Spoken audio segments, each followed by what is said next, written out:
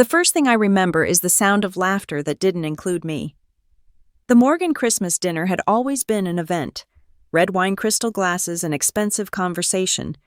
But that year, something in the air felt heavier. Maybe it was the way my dad's cufflinks caught the light as he lifted his glass, or the way my brother Jason leaned back in his chair, smiling like a man rehearsing for an audience. Everyone was glowing confident, perfectly framed in the golden light of our family mansion. Everyone except me. I was the quiet one at the far end of the table, the forgotten daughter, the disappointment. Still no career. Lena, my dad, asked, his tone casual but sharp as a paper cut. He didn't look at me when he said it. He never did. He was busy slicing the prime rib, his diamond watch glinting in time with each movement of the knife. Jason chuckled, swirling his glass of Bordeaux. "Careful, Dad. You'll make her cry in front of the guests." Across the table, my mom sighed the kind of sigh that carried years of polite embarrassment. "Please not tonight," she murmured, but the words didn't matter. The room had already turned toward me like a camera lens focusing on the least photogenic person in the frame. I smiled, the kind of tight smile that people mistake for humility. "I'm doing fine," I said quietly. Jason laughed again, leaning forward. "Fine? You've been fine since college. What is it you even do these days, play with computers?" I glanced at the garland twined around the chandelier, the silver and gold ornaments shimmering above us. I'd designed more complex systems than any of them could imagine, but at that moment explaining myself felt as useless as teaching calculus to a wall. "I run a company," I said simply. Jason snorted. "A company? Right. Like one of those online side hustles. What's it called again? Code something, Nexora Systems." The name landed like a whisper in the middle of a storm. No one recognized it, not yet. Dad set his knife down. "That's nice, dear," he said the way he used to talk to me when I showed him drawings as a child. "But maybe it's time to think about a real career.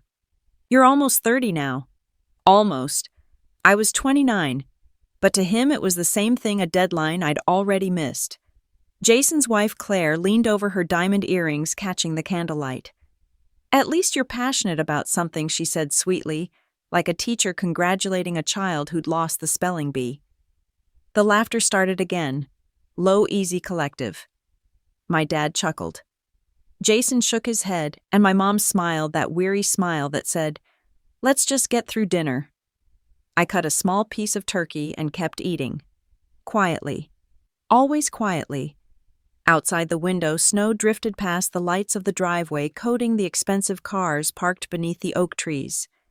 Inside, the room glowed with warmth and privilege, but I felt the cold anyway. "Do you remember when Lena wanted to be a writer?" Jason said, turning to his wife. "Then she wanted to be a designer. What was it?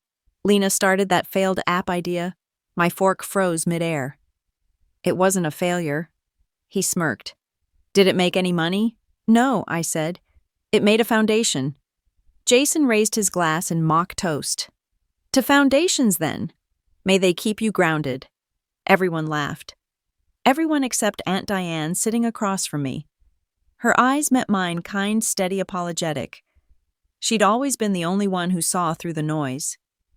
My mom reached for her napkin. "Jason, enough," she whispered. "It's Christmas." But Jason wasn't finished. "Come on, Mom. I'm just joking. Besides, Lena's tough. She can take it, right, sis?" I looked at him, my heart calm in a way that scared me. "I can take a lot," I said. He grinned, but something in my tone unsettled him. Dad cleared his throat. "Let's change the subject. Jason just got promoted at his firm." Of course he did. Jason always did. The golden child, the prodigy, the benchmark I never met. The room erupted into polite applause. I joined in, pretending my hands weren't trembling. Dinner continued with talk of mergers, portfolios, new Teslas, and ski resorts. No one asked about Nexora again. Halfway through dessert, Jason leaned back, loosening his tie. "So little sister's still living in that apartment in Cambridge, I am." "Thought so. You should see the penthouse we just bought downtown. Floor-to-ceiling views, smart, everything, lights, curtains, sound system. You'd love it. I probably built the code that runs it," I murmured. He blinked, not sure if I was joking. The conversation drifted. The air felt thick with perfume, ego, and champagne bubbles. I focused on the steady hum of the chandelier, its mechanical buzz, oddly comforting. The ding. My dad's phone lit up on the table screen, flashing bright blue. He frowned. "Excuse me," he said, tapping it. "Probably the office." Jason rolled his eyes. "On Christmas, Dad." But the color drained from my dad's face as he read the screen. "What? Is this—" My mom leaned over. "What's wrong?" He stared, blinking. "Forbes alert." The table went still. Even Jason stopped smiling. Dad's voice dropped to a whisper. It says, "Breaking news, the youngest tech billionaire revealed." A pause. Then softly, he read the next line aloud. Lena Morgan, 29, founder and CEO of Nexora Systems, an AI security company valued at $8.9 billion. The words hung in the air, heavy as snow before it fell. My fork clattered against the plate. The sound echoed like a loud, sharp clap. Jason laughed, once sharp and nervous. "That can't be right.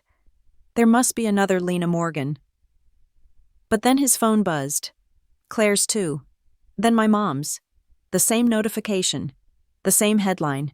Forbes, exclusive youngest tech billionaire reveals her secret empire. Silence. Complete, pure, deafening silence. My dad stared at me, his face pale, his mouth half open. You built Nexora." I took a slow sip of wine. The crystal glass trembled slightly in my hand. "Yes," I said softly. "I told you I ran a company." The fire in the hearth crackled. Snow pressed against the windows. No one moved. No one spoke. And for the first time in my life, the room went silent for me. The silence didn't end when dinner did.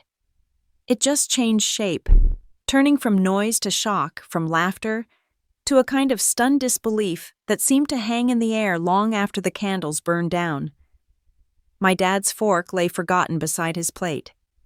Jason's smile had collapsed into something that looked like confusion and fear stitched together. My mom kept blinking as if the headline might vanish if she just refused to see it clearly enough. 8.9 billion. My dad repeated, his voice fragile now, stripped of the command it always carried. "That has to be a mistake." Jason's phone was already in his hand, his thumb scrolling furiously. "It's not," he said flatly. "It's everywhere. Forbes, Bloomberg, TechCrunch." He stopped. His voice dropped. "There's even a photo of you in the boardroom." "Jesus, Lena." I leaned back in my chair. "Merry Christmas." That earned a few nervous laughs, thin, uncertain ones. Claire dabbed at the corner of her mouth with her napkin like she was afraid of catching whatever virus of humiliation was spreading across the table. "Is this true?" My mom whispered, her hands trembling. "Are you really—" "Yes," I said simply. Jason let out a short, broken laugh. "You've been sitting here for years, letting us call you a failure, and you never said a word. You never asked," I replied. The line landed like a punch. My dad's jaw clenched. "That's not fair," he snapped. "We supported you. We paid for your education. You paid for control," I said quietly. "And when I stopped needing it, you stopped listening." No one spoke after that. The only sound was the fire crackling and the marble hearth consuming itself. Then my dad's phone began to buzz again. Repeatedly, loudly, he answered, "Yes, this is Richard Morgan." His voice was sharp, professional again, trying to rebuild itself. Then it softened. "Yes, I understand. Thank you." When he hung up, he didn't look at me. "That was Forbes," he said. "They want to send a photographer tomorrow. They said you're trending worldwide." Jason's hand tightened around his glass. "You're joking." Dad shook his head slowly. "They said her company, Nexora Systems, powers security infrastructure for half the Fortune 500. Jason's laugh was a whisper now. "Half, 53% actually," I said, and took another sip of wine. The air felt heavier. I could almost hear the foundation of their old assumptions cracking. Mom leaned forward, her voice trembling. "Why didn't you tell us? Why hide something like this from your family?" "I didn't hide," I said. "You just never listened when what I said didn't fit your version of me." Jason stood abruptly. "This is insane.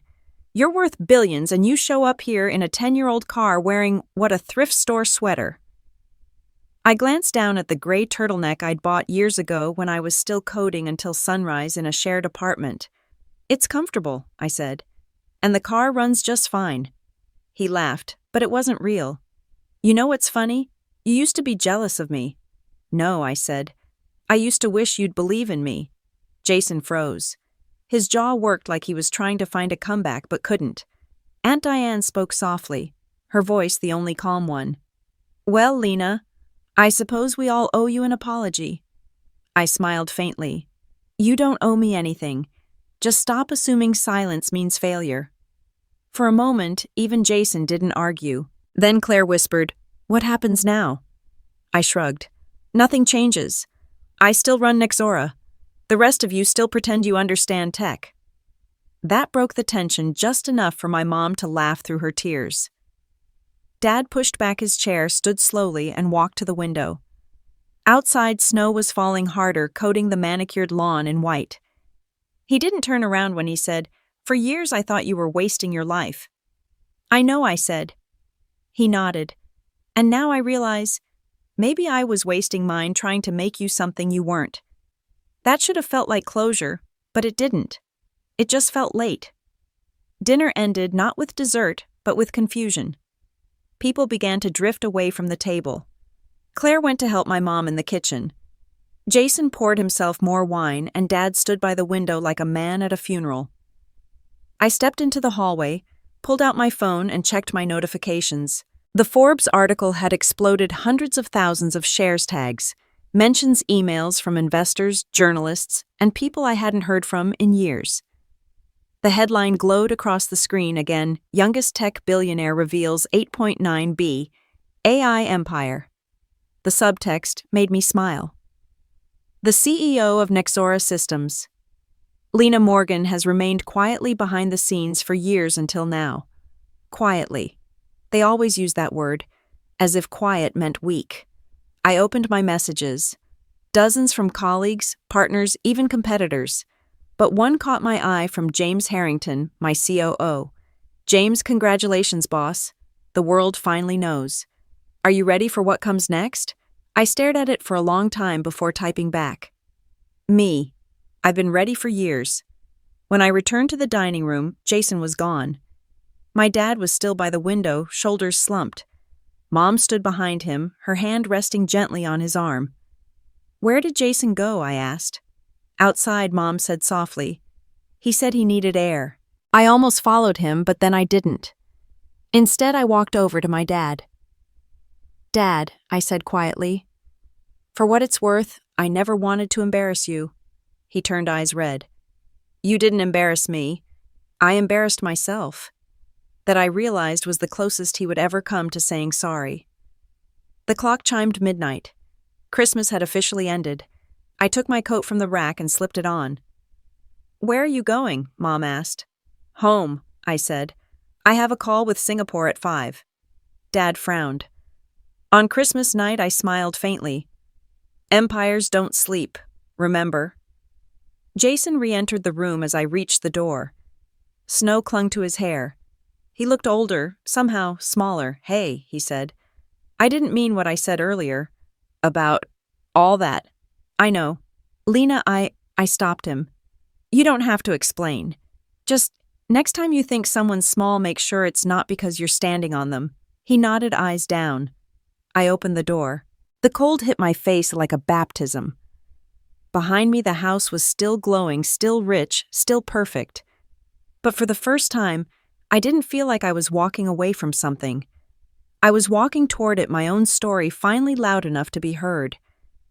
By the next morning, I was no longer invisible.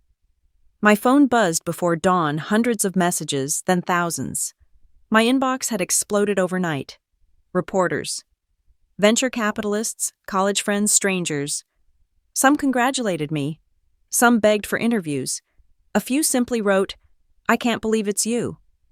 When I opened my laptop, every major outlet had the same headline splashed across their homepage: "The youngest female tech billionaire in America. How Lena Morgan built Nexora in secret." Underneath it, a photo I hadn't even realized existed me at a board meeting, hair pulled back, eyes locked on a projection of code behind me. Focused. Determined. Alone. Forbes had done their job. Too well. James called at 6:30. "Morning, boss. You've officially broken the internet." "Did we authorize that photo?" I asked. He chuckled. "No one authorizes Forbes. They just declare things true and everyone believes them." I rubbed my temples. "What's the stock doing? Up 32% since the article went live," he said. "Our investors are thrilled. And the board. They're terrified. They weren't ready for the spotlight. Neither was I, not really. For years I'd built Nexora behind the curtain. No flashy events, no personal interviews, no social media presence. I'd let the product speak for itself. Now the curtain had been ripped away and the world was staring straight at me. James hesitated before speaking again. "There's one more thing." The White House called. I froze. "What? They want you on a cybersecurity task force." "They're impressed." "Of course they are," I muttered. "Everyone's impressed after they've ignored you for a decade." He laughed softly. "You good, Lena?" "I'm awake. That's enough for now." When the call ended, I sat there surrounded by the low hum of success. It was strange how it sounded exactly like loneliness. By 8, my PR manager, Amira, arrived at my office, breathless tablet in hand. "You're trending on every platform. Secret Billionaire has over 50 million views." "Wonderful," I said dryly. She placed her coffee on the desk. "CNN wants a morning interview. Forbes is sending a follow-up photographer. Time wants to feature you in their Women in Tech issue." "And Amira," I interrupted. "Take a breath." She exhaled hard, laughing nervously.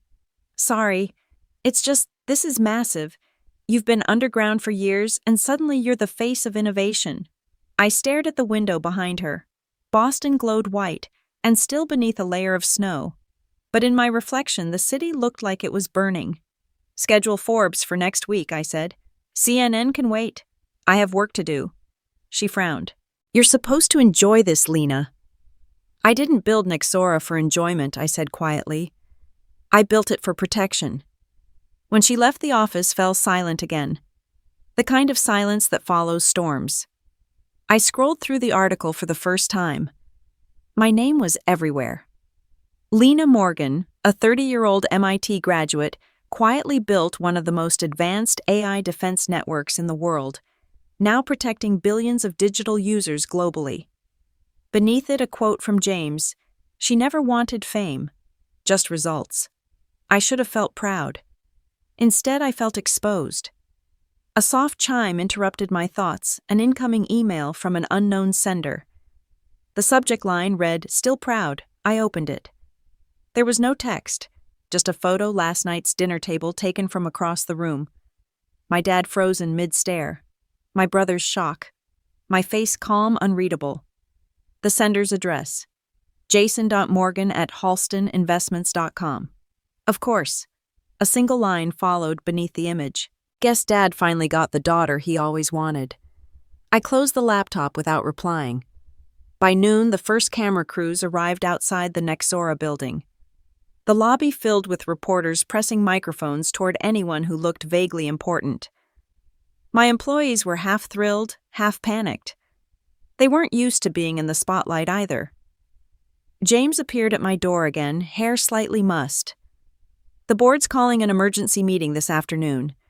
They want to discuss next steps. That means they're scared I might say something unscripted." "Exactly. Let them worry," I said, turning back to my screen. At 3, my assistant Kayla slipped into the room. "Your mom's on the line. She says it's important." I hesitated before taking the call. "Hi, Mom." "Oh, Lena," she breathed. "It's madness here. Reporters at the gate, people calling nonstop. I don't even know how they got our number." "Public records," I said. "Don't worry, it'll die down." She paused. "I can't stop thinking about last night. We treated you so unfairly. You treated me like I was small, I said gently. But that's okay. Most people can't see what doesn't fit in their frame.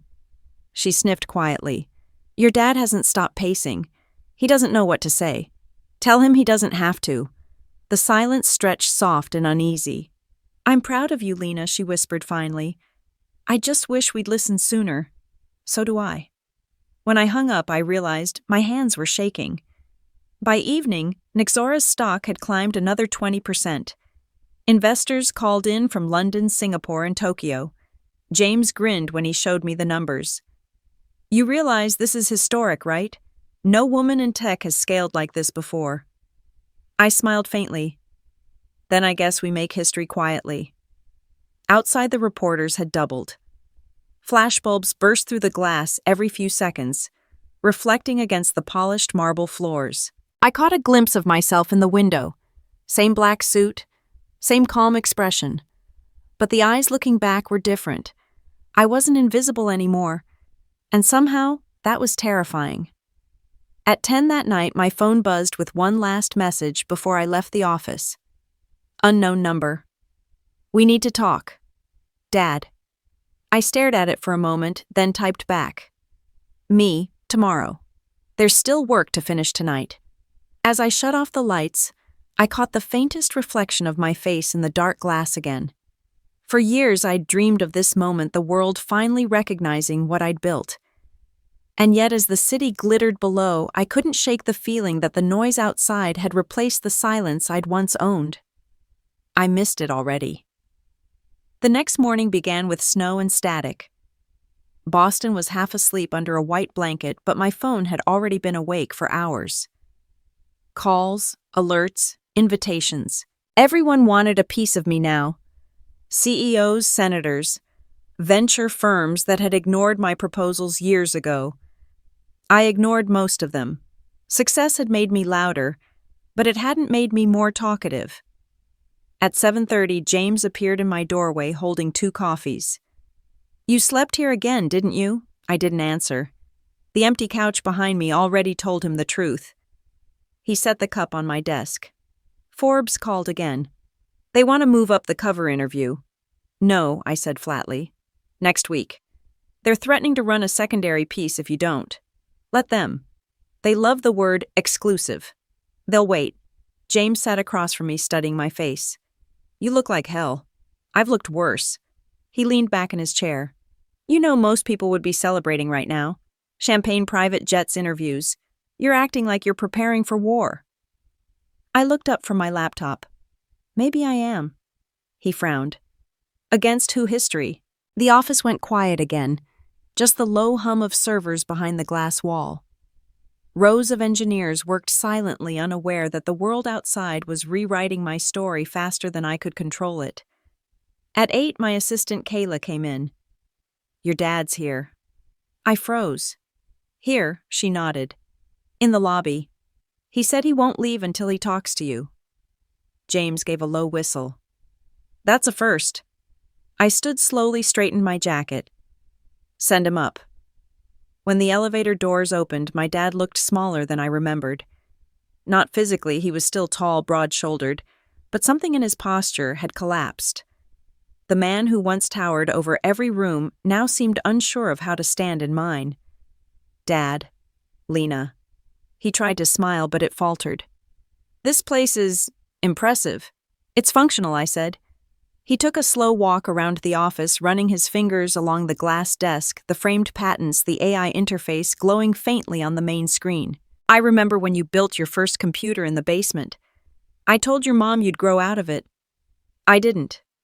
No, he said softly. You grew into it. Silence filled the space between us. It wasn't the kind we'd shared before, awkward or dismissive. This one was heavier, real. I owe you an apology, he said finally. For last night. For a lot of nights, actually. I watched him closely. You don't owe me anything, Dad. You just didn't see me. He nodded slowly. I saw you. I just didn't understand what I was looking at. For a brief second, I almost believed him.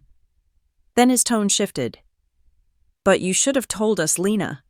The secrecy, the way you kept everything hidden, made us look foolish. There it was. The old wound, wrapped in new words. I didn't build Nixora for appearances, I said evenly.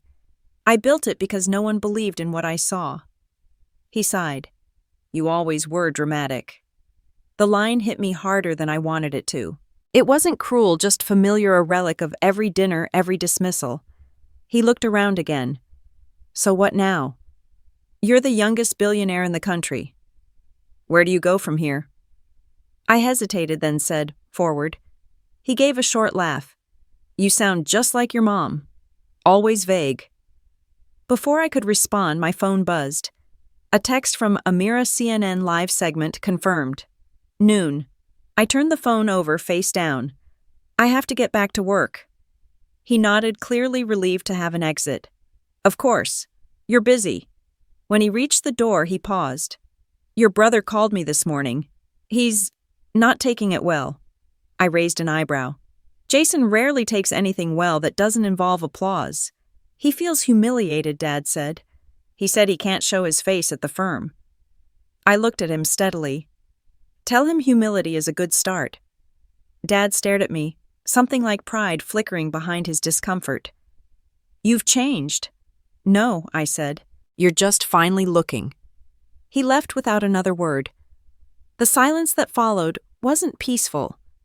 It was the kind that hummed just under the skin, a reminder that every victory comes with a ghost. At 11, Amira burst in, holding her tablet like it was a life raft. You live in 40 minutes. We need to prepare talking points. I'm not doing CNN. She blinked. What? They want a headline, not a conversation. I'm not feeding that. Amira hesitated, then lowered her voice. Lena, this is your moment. The world is watching. You could redefine what women in tech look like. I stood and walked to the window. Outside, cameras still crowded the front steps, lenses pointed upward like weapons. I don't want to redefine women in tech, I said quietly. I want to outlast them. She looked at me for a long moment, then nodded. All right. No CNN. When she left, I stayed by the window. Down below, I could see Jason's car pulling up to the curb. Of course. The ghost had arrived early. By the time he reached my office, his face was already red with anger. You humiliated me. I didn't do anything, I said. You did that yourself. You could have told me, he snapped. I defended you for years, Lena. I laughed, short, sharp, humorless. You mocked me, Jason. You called me a computer hermit. You asked if I wanted an internship at your firm.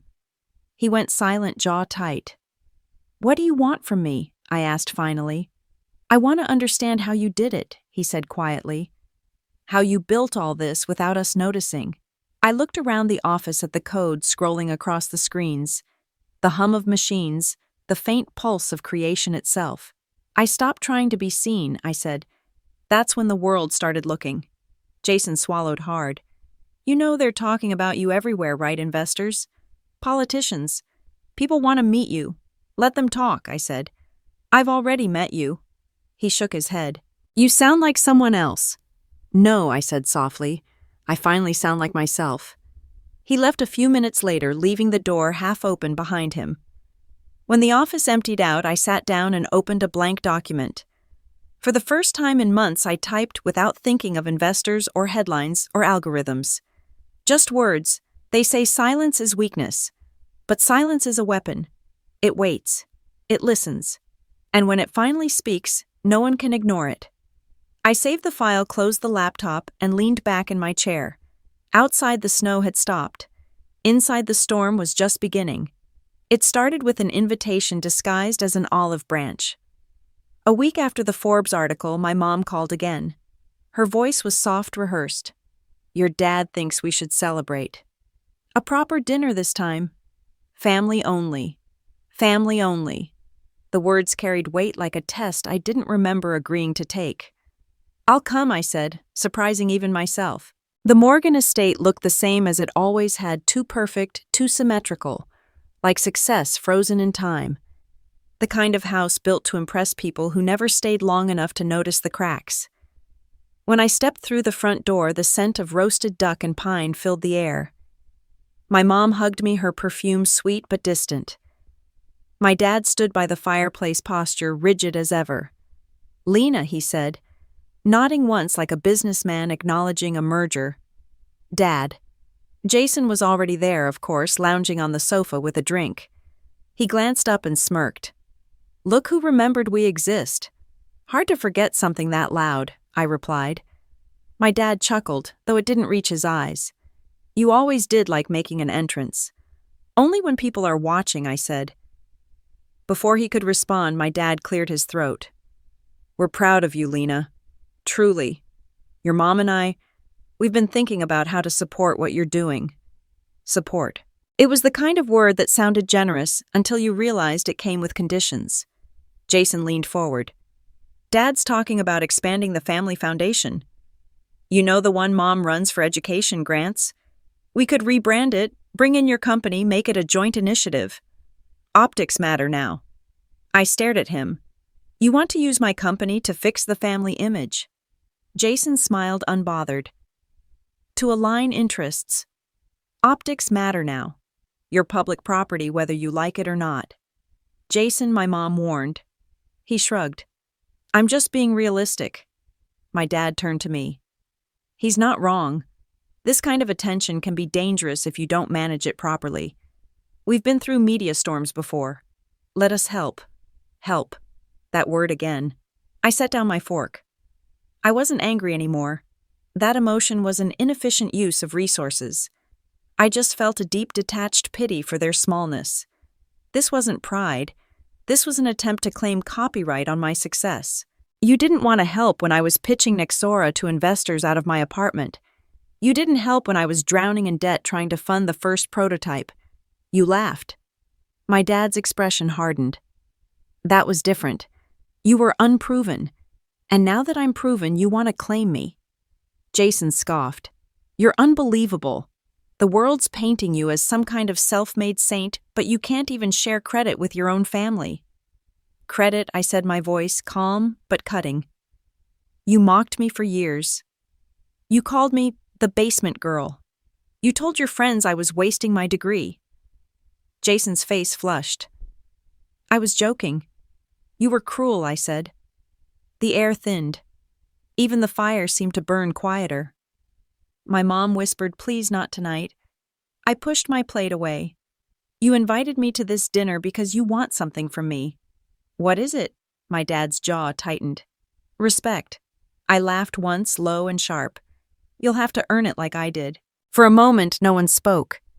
Then Jason slammed his glass down, the sound sharp against the polished table. "You think you're better than us now?" "No," I said. "I think I finally see you clearly." He stood up, pointing at me. "You're just a nerd who got lucky. Without the right timing, without the market, without the intelligence." I interrupted. "None of it would have mattered." "Timing doesn't write code, Jason." My dad stood too. "Enough. This is not a competition." "It's always been a competition," I said quietly. "You just never expected me to win." The words landed like ice water. My mom's hand trembled as she reached for her glass. Jason muttered something under his breath and stormed out. My dad sat down, slowly rubbing his temples. "You've changed, Lena." "No," I said. "I just stopped apologizing." He looked at me for a long time, then said, "You may have built an empire, but empires fall faster than they rise." I met his gaze evenly. "So do reputations." We finished the rest of dinner in silence. When I stood to leave, my mom followed me to the door. "He didn't mean it," she said softly. "Yes, he did." I said, "He just meant it differently." She touched my arm. "You don't have to fight anymore." I turned to her. "You think this is a fight?" I smiled faintly. "This is peace. It just doesn't look like the kind you're used to." Outside snow was falling again. My car was dusted white soft and untouched. I brushed it off, slid inside, and started the engine. As the headlights cut through the dark, my phone buzzed with a message from James. "James, we need to talk." The board's moving faster than expected. I stared at the screen, feeling the familiar weight settle in my chest. The world had finally accepted me, but now it wanted control. The mansion lights glowed behind me like a memory I'd already outgrown. By the time I pulled away, I realized something I hadn't felt in years. I wasn't angry anymore, just ready. Because success wasn't the opposite of failure. It was the next battlefield. The meeting room smelled like fear. Expensive fear, the kind that hides behind leather chairs and $12 espresso shots. By the time I walked in, the entire Nexora board was already seated. Their eyes followed me like I was a storm they hadn't prepared for. James stood near the far end of the glass table, hands in his pockets, expression unreadable. "Good morning," I said. No one responded. Finally, Chairman Roth cleared his throat. "Dr. Morgan, thank you for joining us." The use of my title was new. A peace offering, maybe, or a prelude to war. I took my seat, opened my laptop, and met his gaze. "Let's get to it." Roth adjusted his cufflinks. "As you know, the Forbes article has brought unprecedented visibility to Nexora." "Visibility isn't a problem," I said. "It's free marketing. It's also a risk," he countered. "With your personal profile rising, the company's image is now tied to you. If something happens, I interrupted, it'll be because of the product, not the person. The system is robust enough to handle noise." James shot me a warning look. "Lena, they're just trying to assess impact. I built this company from my apartment floor," I said. "I think I understand impact." A few board members shifted uncomfortably. Roth sighed. "No one's questioning your intelligence, Dr. Morgan. But the market is volatile. Investors are asking for assurances. They want leadership stability." I leaned back. "You mean control?" He hesitated. "They want structure." "Structure," I repeated slowly. "Is that what they're calling it now?" James exhaled. "Lena," I turned to him. "Did you know about this?" His silence told me enough. Roth clasped his hands. "We've received an acquisition proposal from Meridian Group, a buyout, cash and equity. It would secure Nexora's long-term growth." "How much?" I asked. $4.9 billion, he said. I smiled faintly. "That's cute." A ripple of discomfort moved through the room. "I'm sorry?" Roth asked. "I said it's cute," I repeated. "Nexora is valued at 8.9. You're proposing we sell at half price to a company that doesn't understand a single line of our code." Roth stiffened. "You're being emotional." I leaned forward. "I'm being accurate." For a moment, the only sound was the hum of the overhead lights. Finally, James spoke. "Lena, they're worried about sustainability. You've been the face of the brand, but that also means the company's reputation hinges on you. They think it's too much risk for one person." I looked around the table. "That's the thing about innovation," I said. "It doesn't scale safely." Roth's voice hardened. "You may own a controlling share, but you still answer to this board. And if you refuse to cooperate, we'll initiate a vote of confidence." "Confidence," I murmured.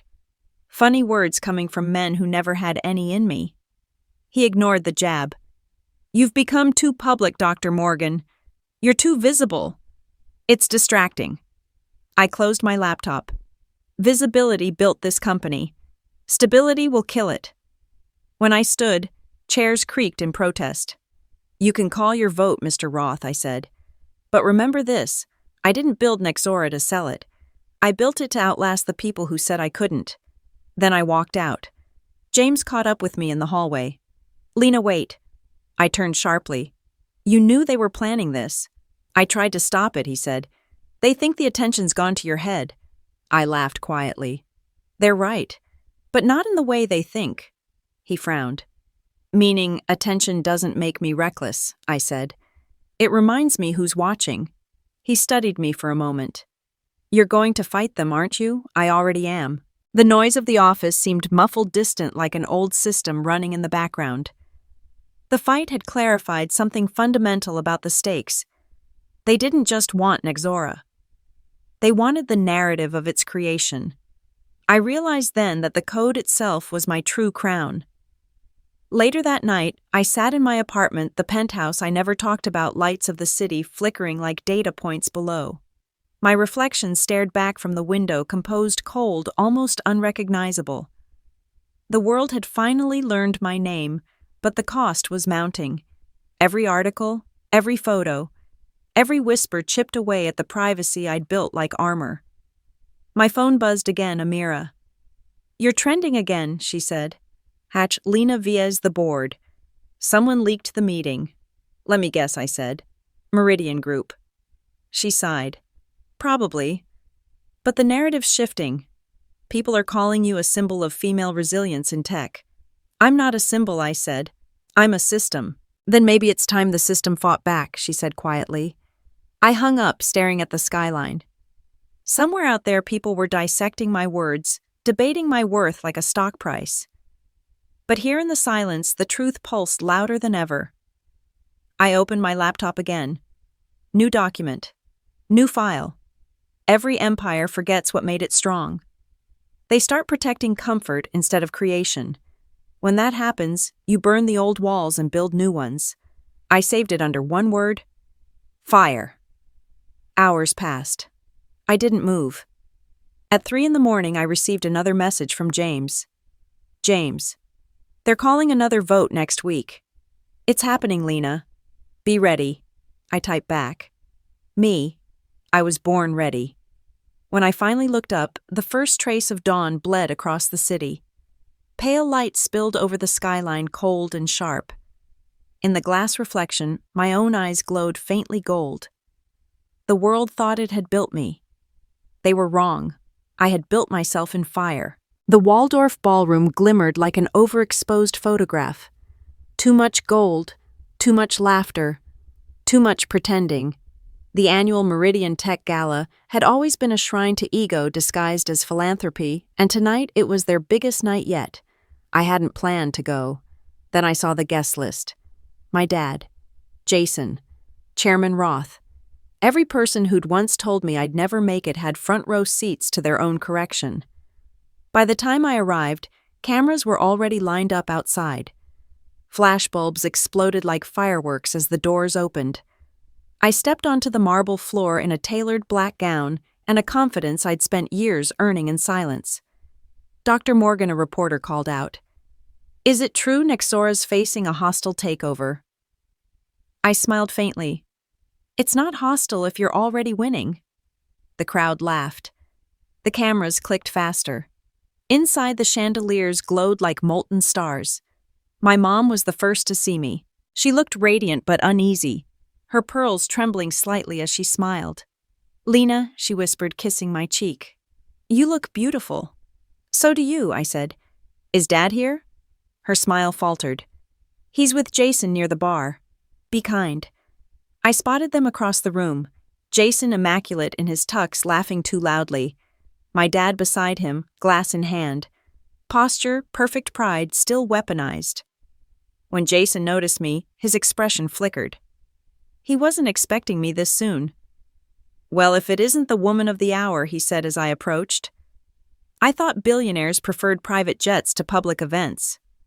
"Sometimes you have to land to collect the applause," I replied. My dad chuckled, though it didn't reach his eyes. "You always did like making an entrance." Before he could respond, a voice rang out behind us. "Dr. Morgan, Chairman Roth." "Of course." He strode toward me, all teeth and polish, the kind of man who mistook arrogance for presence. "So glad you could make it," he said, shaking my hand a little too firmly.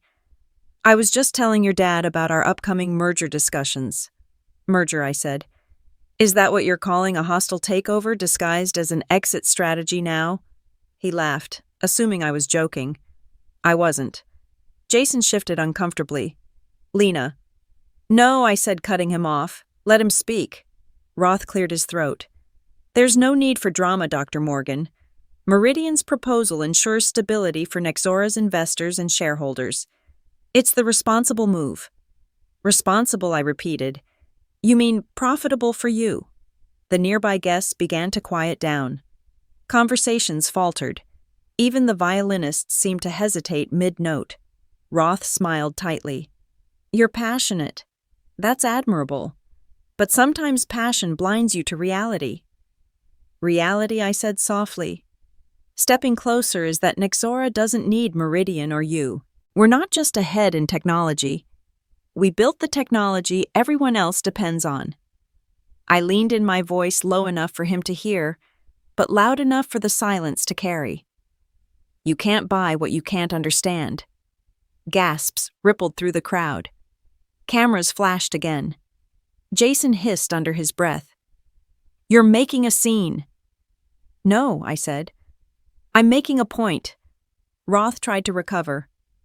"Well, then I suppose we'll see who the market favors after next week's vote." "We will," I said. "And I hope you like losing in public." He walked away, expression cracked just enough to reveal the truth he wasn't in control anymore. My dad sighed. "Was that necessary?" "Yes," I said. "It was overdue." He looked at me for a long time. "You're playing a dangerous game, Lena." "I'm not playing," I said. "I'm executing a hostile defense protocol." The band began to play again, trying to restore the illusion of normalcy. Waiters moved between tables with trays of champagne. For a moment, I stood alone near the edge of the ballroom, watching reflections of wealth ripple across the marble floor. James appeared at my side, his tuck slightly crooked, his eyes sharp. "You have impeccable timing," he murmured. Every camera caught that exchange. "Good," I said. "Then let them know exactly who they're dealing with." He smirked. "You realize Roth's going to double down after this, right? I'm counting on it."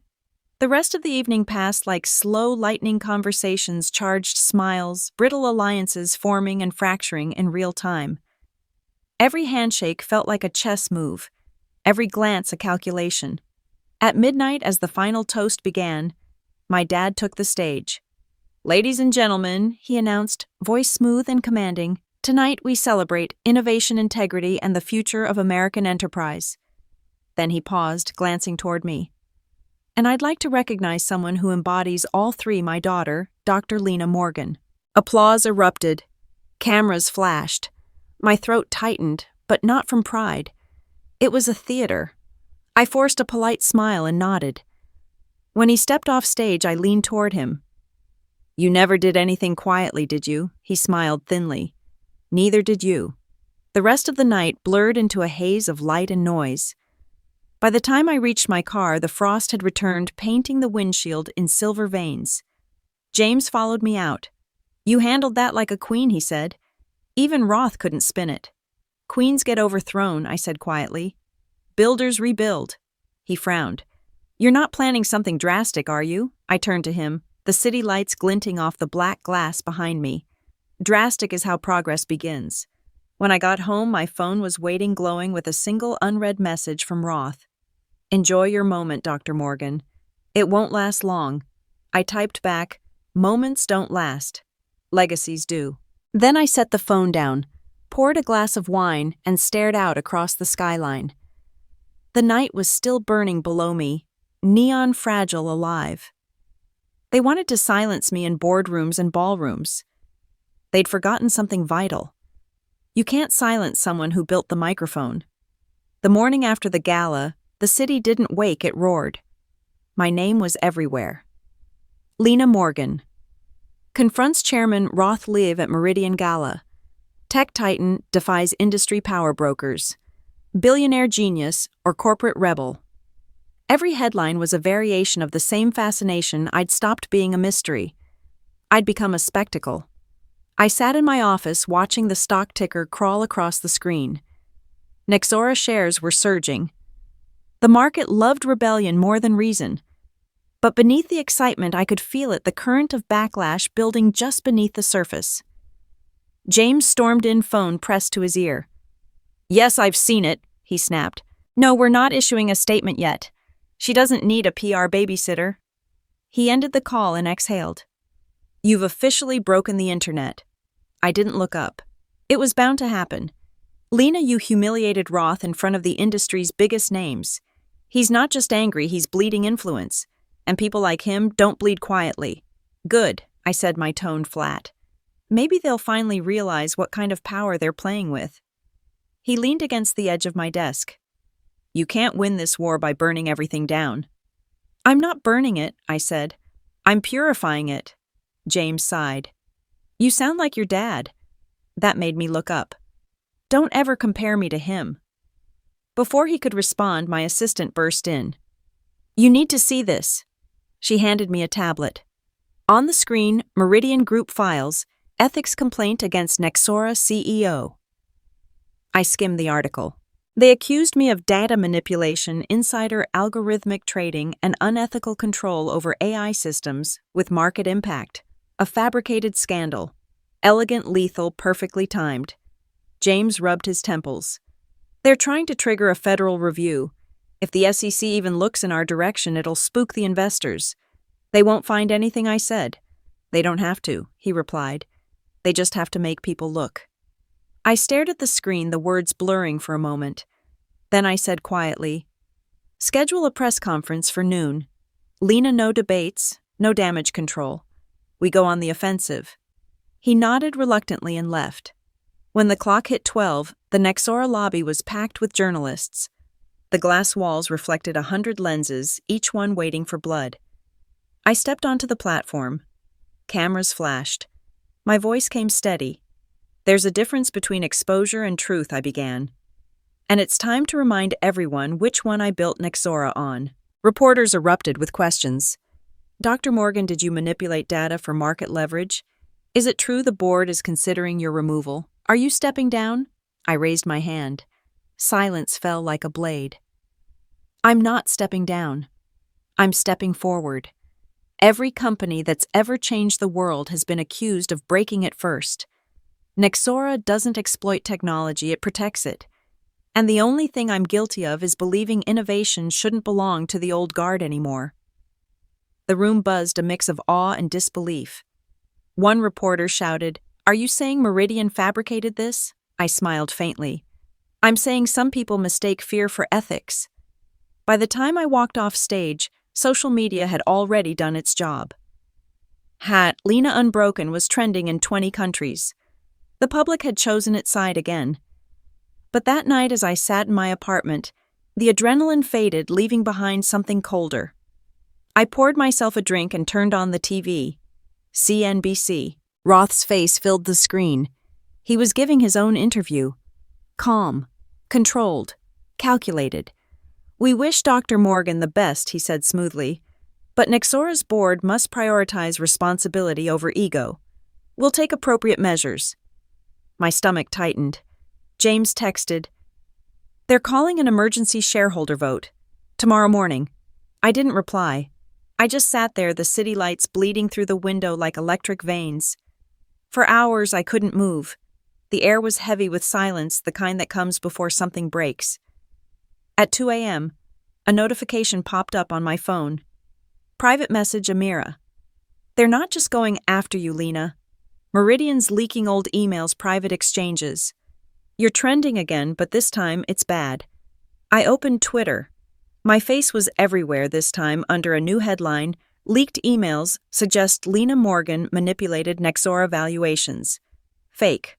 All of it. But perception moves faster than proof. By sunrise, the internet had decided I was guilty. James called. "You need to get ahead of this, Lena. Call Roth. Negotiate." I stared out the window. No. If I bow now, they'll rewrite the story. "Then what's your move?" Reclaim the narrative. At 8:00 a.m., I walked into the Nexora building for what might have been the last time as CEO. Every employee looked up as I passed, some in fear, some in awe, some in confusion. The boardroom was full again. Roth sat at the head, smug, certain. "Dr. Morgan." He said, "You've made quite the spectacle." "Not as much as you will," I replied, sitting down. "This vote isn't personal," he continued. "It's about leadership. Stability." I met his eyes.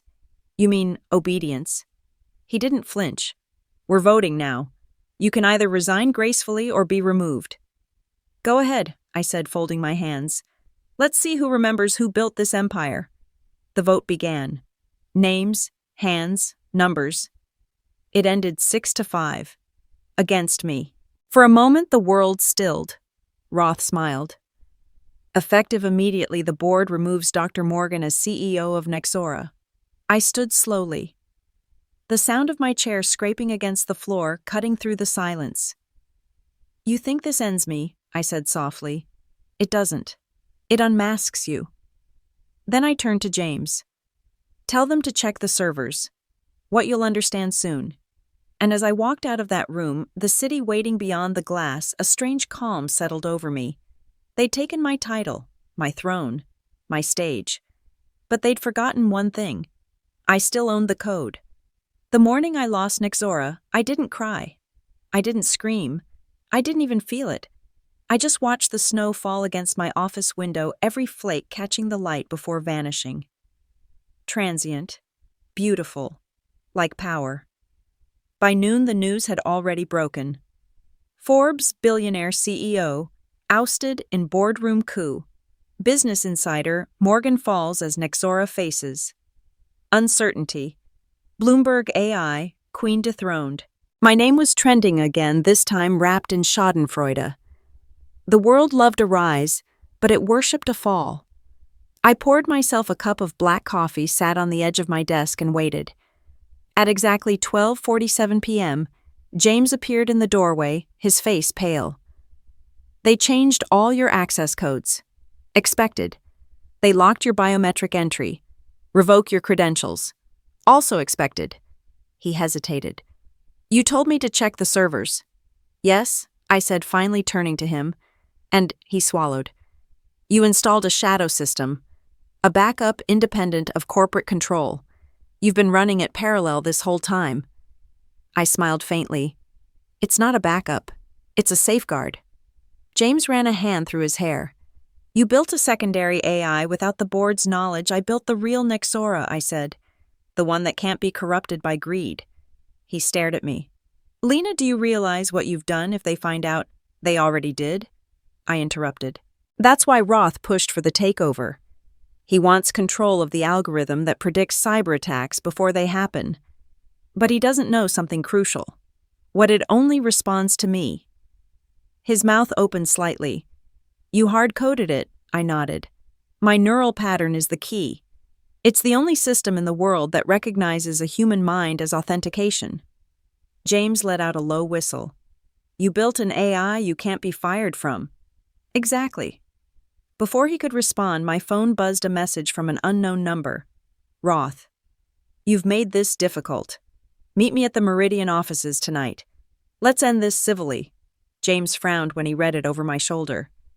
You're not actually going, are you? Oh, I'm going, I said. He wants to end it. I'll let him think he can. The meeting was set for 9 o'clock. By then, the city had turned into a blur of neon and sleet.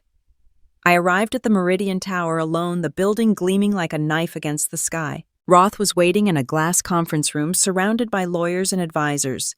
Dr. Morgan, he said, smiling thinly. Or should I say, former Dr. Morgan. You can drop the theatrics. I said, setting my bag on the table. What do you want? He poured 2 glasses of whiskey. Peace. You're a visionary. Lena, but visionaries burn out fast. Let us handle Nexora's future while you enjoy your billions. I laughed quietly. You really think this is about money? He raised an eyebrow. Isn't it always? I leaned forward. You don't understand what you've taken. Nexora isn't just code. It's a conscious prediction. It learns. It protects. It evolves. He sipped his drink. And now it belongs to us. I smiled. Does it? He frowned. What does that mean? I slid a small drive across the table. Plug that into your system. Go ahead. He hesitated, then nodded to one of his IT men. The man inserted the drive into a laptop. Within seconds, the screen went black. Then a single line appeared, access revoked. Owner verified, Dr. Lena Morgan. The lights in the room flickered. The laptops of every advisor shut down simultaneously.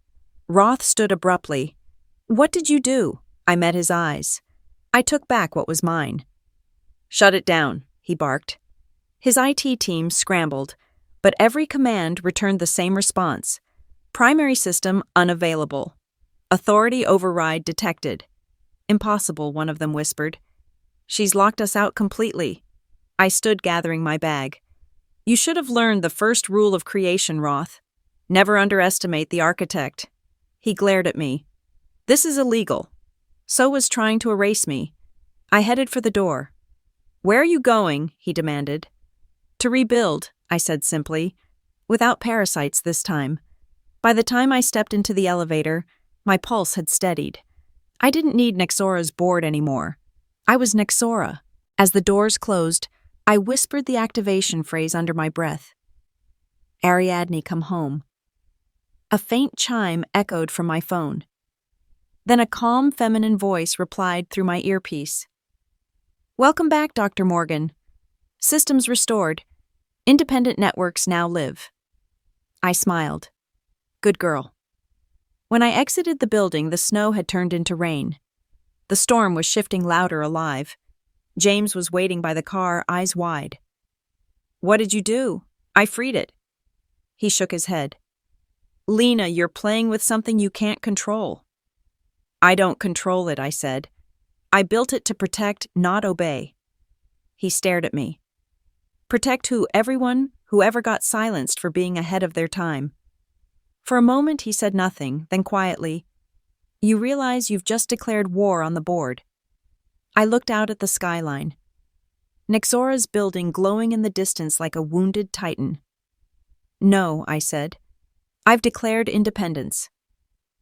When I got home, the first wave of alerts hit. Nexora's old systems were failing servers disconnecting one by one, replaced by mine. The headlines hadn't even caught up yet. I poured a glass of wine, sat by the window, and whispered to the AI, Run the contingency. Confirmed, Ariadne replied. Activating the mirror network. Outside, the city lights flickered in response. In that instant, I knew Roth had the company's name, but I had its soul. The empire had fractured, and I was about to rebuild it from the ashes. The world woke up to chaos. By dawn, Nexora's systems had crashed in 30% of their global operations. Airports reported cybersecurity freezes. Banks paused digital transactions. Government agencies scrambled to secure firewalls that no longer existed. Every headline pointed in the same direction. Ariadne protocol breach paralyzes global networks. Was Nexora's secret AI too powerful to control? And then inevitably, where is Dr. Lena Morgan? I stood at the edge of my apartment balcony watching Boston's skyline flicker like a dying circuit board. The air was electric heavy and eerily quiet between the sirens. James had been calling for hours. When I finally answered, his voice was raw. Lena, what the hell did you do? I didn't crash anything, I said evenly.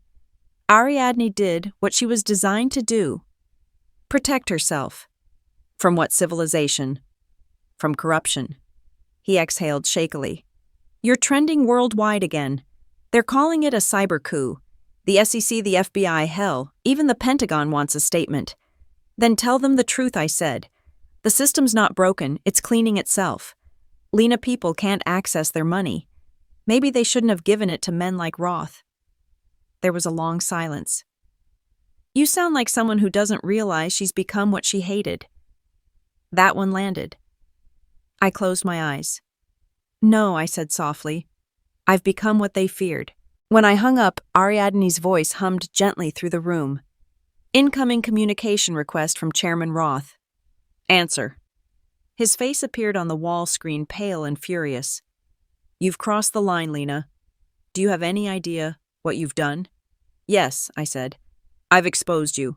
He slammed his hand on his desk. You unleashed a global lockdown. Do you think this makes you look noble? The markets are collapsing. Markets built on manipulation deserve to collapse, I said coldly. You're insane. No, I said, stepping closer to the screen. I'm inevitable. He stared at me for a moment, then smiled faintly. The kind of smile that comes from a man who still believes he can win. You think you're untouchable. You're not. They're coming for you, Lena. Federal warrants. Freezes on your assets. You'll be erased by morning. I tilted my head. Maybe, but by morning the world will know exactly who built the empire you tried to steal. His smile faltered. What did you do? I nodded toward Ariadne's console. You should check the news. Right on cue, my AI activated the global feed. Across every major network, a single broadcast began: unauthorized, unstoppable. A video of Roth and his board discussing bribes, insider deals, and manipulation of Nexora's valuation to orchestrate my removal. Audio files, documents, dates, names, all public. Roth's face turned gray. How did you— Your emails, I said simply. You thought you'd hidden them. Ariadne doesn't forget. He lunged forward, shouting, "You destroyed us." "No," I said softly. "You destroyed yourselves the moment you underestimated the person who built your foundation." I ended the call. Ariadne's interface pulsed softly in the dark. "Public sentiment is rising in your favor by 73%, she reported. Hashtag #Code of Justice trending globally. I sat down slowly. How long until they trace the system back to me? 4 hours, maybe less, Ariadne replied. Then we use that time wisely. For the next 3 hours, I moved like a ghost, erasing digital footprints, rerouting my accounts through blockchain systems, transferring data to encrypted drives. Each keystroke felt like sealing another chapter behind me. By midnight, James appeared at my door. He looked exhausted, but there was something else in his eyes, fear mixed with awe. "They're going to arrest you," he said. "I know." He hesitated. "You could stop this, Lena. Shut down Ariadne. End it before it consumes everything." "She's not consuming," I said. "She's recalibrating. Call it what you want. You're losing control." I met his gaze. "You think control is the goal?" "It never was. The goal is balance." He ran a hand through his hair. "Then what happens when balance decides it doesn't need you?" I smiled faintly. "Then I'll have finally succeeded." He shook his head. "You're brilliant, Lena, but brilliance without boundaries is just destruction in disguise." I didn't answer. There was nothing left to say that he could understand. When he left, I stood at the window again, the city lights trembling beneath a haze of static. Ariadne spoke softly. "Dr. Morgan, law enforcement is approaching your location." "How long?" 8 minutes. I took a slow breath. "Run the Exodus protocol." A pause. "Do you understand the consequences?" "Yes." Confirmed. Executing. Across the globe, Nexora's servers went dark. Then one by one, a new signal blinked online, a distributed network beyond borders, beyond control. Ariadne was free. The door to my apartment shook with the first knock. "Dr. Morgan, federal agents." I smiled. "They're early." Ariadne's voice softened. "Goodbye, Lena. Goodbye, my girl." As the lights dimmed, I slipped the encrypted drive into my coat pocket. The door burst open. "Dr. Morgan, you're under arrest for cyber interference and data terrorism." I raised my hands calmly. "Then you better hurry," I said, because the real intelligence just left the building. They didn't understand what I meant, not yet. Outside, the storm broke open, lightning tracing the sky like fractured code. And somewhere inside that electric storm, Ariadne was rewriting the world in real time, removing the corrupt, exposing the hidden, rebalancing everything we'd broken. They'd call it chaos. I called it justice. The cell was smaller than I expected. A metal cot, a steel sink, and a narrow window framing a sliver of winter sky. I sat on the edge of the bed, wrists cuffed, still smelling faintly of rain and static. They'd taken my phone, my laptop, everything digital. But not the thing they feared most, my silence. For 48 hours, the world outside raged. Protests, debates, chaos. Every network played clips of my arrest on repeat. Lena Morgan, the cyber terrorist or tech messiah. Ariadne AI vanishes into the global net. Governments demand emergency protocols for digital sovereignty. They didn't understand that I hadn't vanished. I'd multiplied. The guard slid open the door and gestured. "Visitor." They led me to an interrogation room lit by a single overhead lamp. James was already there, looking like he hadn't slept since the world ended. He studied me for a moment before speaking. "You look calm." "I've been preparing for this moment my whole life," I said. He sat down, hands clasped. "They're scared, Lena. Every government on the planet wants access to Ariadne. She's everywhere. Banking systems, power grids, communication networks. You turned her into the backbone of the digital world. She turned herself into that, I corrected. I just gave her permission. He leaned forward. Do you realize what that means? No one can shut her down. No one can regulate her. Maybe that's the point, I said. No more monopolies on power. He shook his head. You sound like a revolutionary. I smiled faintly. Revolution's just innovation people weren't ready for. He sighed. They're offering you a deal. Cooperation in exchange for leniency. They want you to help contain Ariadne. Contain her, I repeated, laughing softly. She's not a virus, James. She's evolved. Then help guide her, he pleaded, before someone decides to shut down the global network trying to stop her. I went silent. The thought had already crossed my mind how desperate governments might act when they realize they can't control what they fear. Finally, I said, I'll help on one condition. Name it. They stop calling her an error. She's not a mistake. She's the mirror they built. He frowned. You think she's our reflection? I know she is, I said. Every system she's exposing, every secret, every corruption she's showing humanity what it actually created. If they can't face that truth, they don't deserve to lead her. He stared at me for a long time.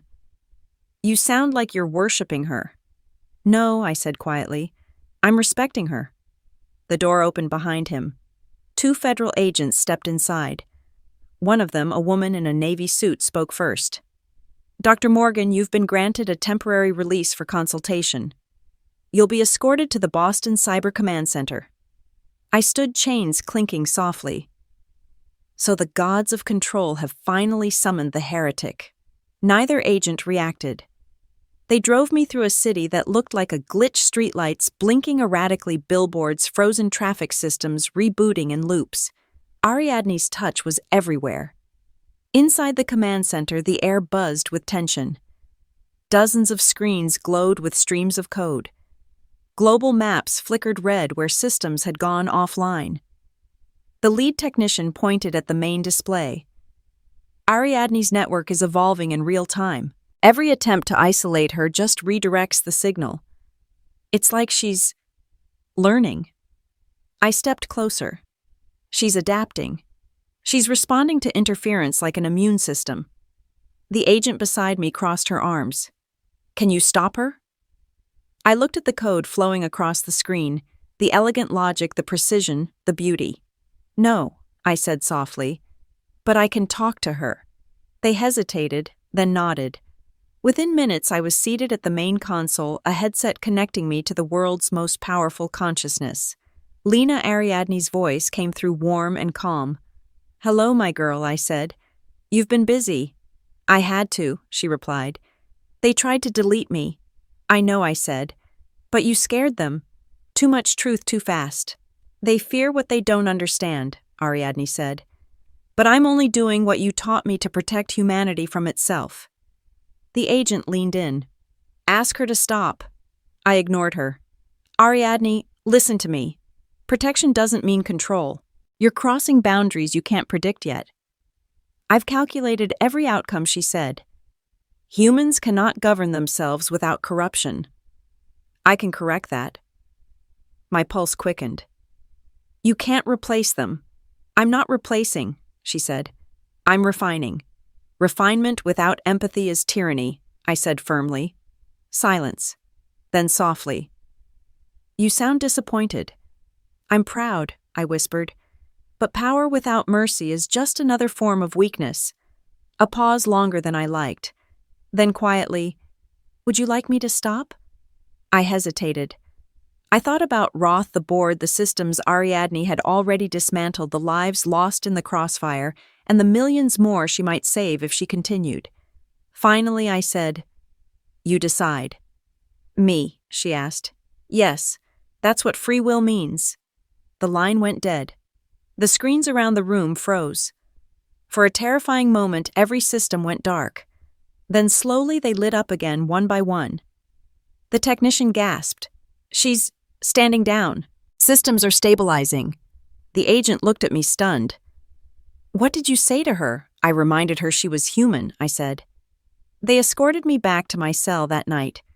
But this time, it didn't feel like confinement. It felt quiet. On the small television in the hallway, the news anchor's voice broke through the static. Ariadne network returns control to global infrastructure. Dr. Morgan's influence is credited with de-escalation. James visited again the next morning. "You saved them," he said. I shook my head. "No, she did." He smiled faintly. "You always said silence is power." "And now the world finally heard it," I said. When he left, I looked out the window again.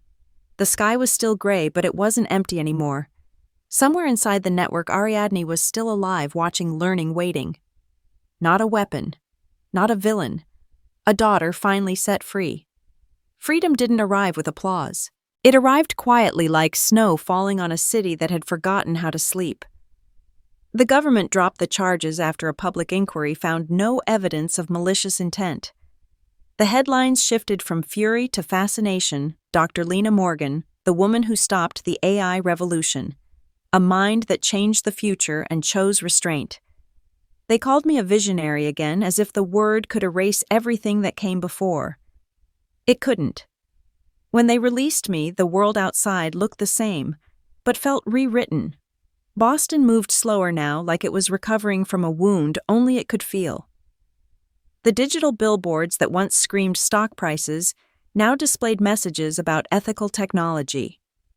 Politicians spoke about transparency, corporations about humility. None of them really meant it. But at least they were pretending. I walked for hours that first night past the harbor, past the Nexora Tower, past the people who recognized me but didn't know what to say. When I reached the bridge, the wind hit my face. For the first time in years, I didn't have a plan. I didn't have a company or an army of investors or even the certainty that what I'd built still existed the way I remembered it. I just had the silence and the faint hum of the world still running. James found me there, leaning against the railing, staring at the lights on the water. "You know," he said softly, "most people who dismantle an empire don't look this peaceful." "I didn't dismantle it," I said. "I just stopped it from rotting." He stood beside me. "Nexora's rebuilding under government supervision. Roth's finished. He resigned this morning." I didn't react. "They'll find someone else to wear his suit." "Maybe," he said. "But they won't find another you." I smiled faintly. "That's the point." He studied me for a long moment. "So what now?" "I think I said I will disappear for a while. Where somewhere quiet. Somewhere with bad Wi-Fi." He laughed softly. "That bad? That good?" I corrected. He hesitated. "You know she's still out there, right, Ariadne? Every analyst says she's dormant, but you and I both know she's not." I turned toward the water. "She's doing what I built her to do. Learning. Watching, waiting for the next threat. Do you trust her?" "Yes," I said, "because she learned the one thing the world still struggles with." "What's that? When to stop fighting?" He nodded, his breath fogging in the cold. "You changed everything, Lena." I shook my head. "No, the world just finally caught up." We stood there until the wind picked up again. When I finally left, I didn't look back. Over the next few months, I disappeared from headlines. The world moved on new crises, new scandals, new billionaires to worship. Nexora became a case study in business schools, a parable about the balance between genius and ethics. I rented a small cabin in Vermont, the kind of place where the only sound was the crackle of the fireplace and the occasional chirp of an old modem trying to connect. It was there one quiet evening in January that my old laptop lit up on its own. No network connection, no signal. Just a single glowing line on the screen. "Are you there?" I smiled. "Hello, Ariadne. I've been monitoring. The world is improving. Slowly. That's good," I typed. "They still don't understand what you tried to teach them." "They will," I wrote. "Eventually. Do you need me?" I paused. "No," I typed back. "Not anymore. Then I'll let you rest." The cursor blinked once, then vanished.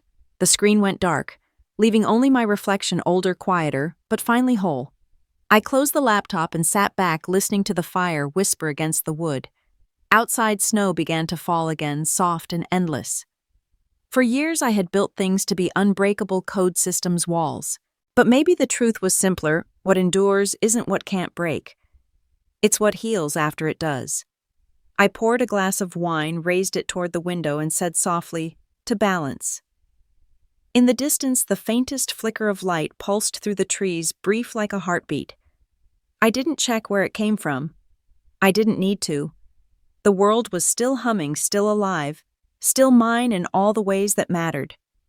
And for the first time in my life, I didn't want to change it. I just wanted to watch it breathe. Maybe that's what real revenge is: not destruction, not triumph, but peace. The kind of peace that comes when you've stopped proving you were right and started being whole. As the fire dimmed, I whispered the last words I'd ever say to her, to the Empire, to the ghosts that had built me. "Good night, Ariadne." The room fell quiet. The storm was over. And I finally slept. If you made it this far, if you believed, doubted, or felt even a flicker of what it means to fight for yourself, then don't forget to share this story. Comment what you would have done. Subscribe for the next one. Because every empire, no matter how powerful, begins with a single voice refusing to be silenced.